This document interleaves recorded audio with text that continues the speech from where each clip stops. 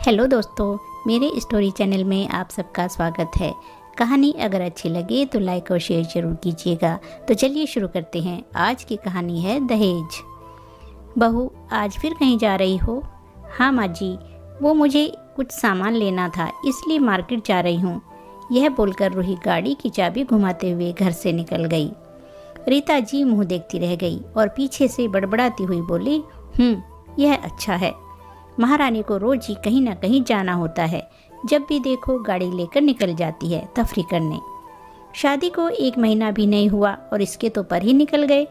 घर में 100 काम बिखरे पड़े हों, लेकिन इसे कुछ नज़र ही नहीं आता। बालकनी में से आते हुए जब सुरेश जी ने अपनी पत्नी रीता जी को बड़बड़ाते हुए देखा तो पूछ बैठे, अरे क्या हुआ भाग्यवान, किस पर झुंझला रही हो? अजी आप तो चुप ही रहिए। घर में क्या हो रहा है उससे आपको कोई फ़र्क भी पड़ता है क्या? मुझे ही इसके पर काटने पड़ेंगे, वरना पानी सर से ऊपर हो जाएगा। अरे भाई, किसके पर काट रही हो? सुरेश जी ने मुस्कुराते हुए पूछा। आज ही इसके पापा के पास फ़ोन मिलाकर इस महारानी की शिकायत करती हूँ। बड़ा बढ़ चढ़ कर बोल रहा था कि हमारी बेटी तो बहुत संस्कारी है। अब कहाँ गए वह संस्कार? ऐसी नक चढ़ी बेटी हमारे सर मढ़ दी कि सीधे मुंह बात भी नहीं करती, सेवा करना तो दूर की बात है। लेकिन इसने अभी मेरा असली रूप देखा ही कहाँ है।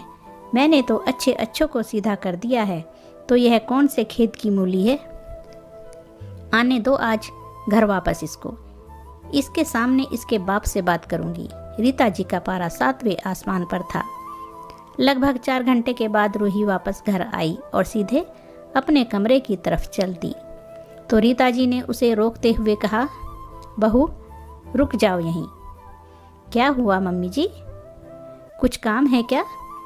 रूही सहजता से बोली। काम तो ऐसे पूछ रही है जैसे सारा काम तुम्हारे भरोसे ही होता है इस घर में। 1 महीना हो चुका है शादी को, एक दिन ढंग से खाना भी बनाकर खिलाया है तुमने, जो आज काम पूछ रही हो? गुस्से से रीता जी बोली। ओहो, तो आपको मुझसे शिकायत है? रूही अभी भी सहजता से बोल रही थी। उसे इस तरह बात करते देख रीता जी और ज़्यादा चिढ़ रही थी। शिकायत तो मैं करूँगी अभी तेरे बाप से। रुक, अभी फ़ोन मिलाती हूँ।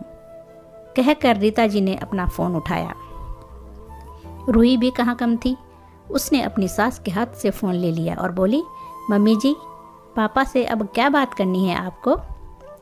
सगाई के बाद हर रोज़ तो कुछ ना कुछ डिमांड पूरी करने के लिए तो फ़ोन करती ही रहती थी आप। कभी एसी, कभी फ्रिज, तो कभी गाड़ी। अब क्या मांगना बाकी रह गया है?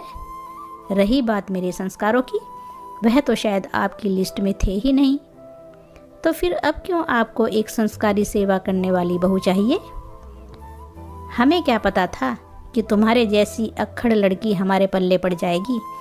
मैंने तो सोचा था कि तुम पढ़ी लिखी समझदार हो, लेकिन तुम्हें तो छोटे बड़ों का कोई लिहाज ही नहीं है।